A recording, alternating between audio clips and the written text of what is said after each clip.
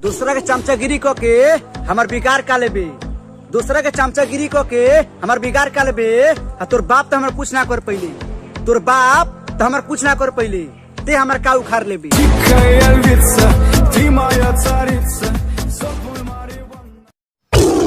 कि अरे ते फोन पर देते हुए धमकी ई तोर नया बात नहीं खे।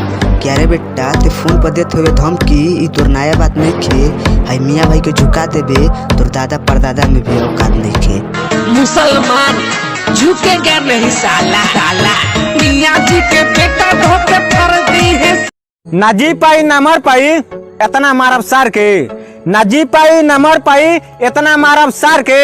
दम बाता हाथ लगाऊ हमरे जिगरी यार के। थाना पुलिस सब एक कर दे बढ़ चढ़ कि 16 कटोरा 46 के छाती।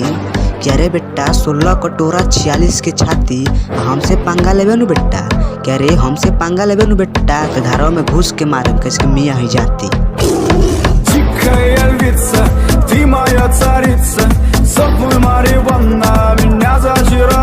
अरे 4 दोस्तों ने मिलके माहौल बना रखा है और जिस शहर का तू है ना उस शहर में अपने नाम के चर्चे करवा रखे हैं। तू एरिए में हो रहा बदनाम गाभरू।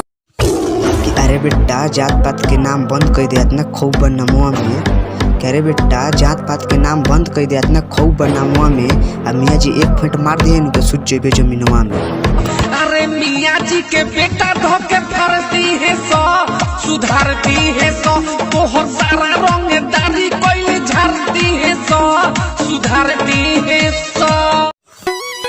कि असही प्यार करो मुस्कुरा के छोड़ न दीह दिल में बसा के। कि असही प्यार करो मुस्कुरा के छोड़ न दीह दिल में बसा के। जब तक बानी जिंदा देख लो करे जा, बाद में मत कहियो कि छोड़ दे दिल में बसा के। नींद आवे ना अखिया में, तू ही बसल बाड़ू ससिया में। आवेला नहीं चैना रोवेला दोनों नैना, आवेला नहीं चैना रोवेला दोनों नैना। दर्द बड़ा छातिया में।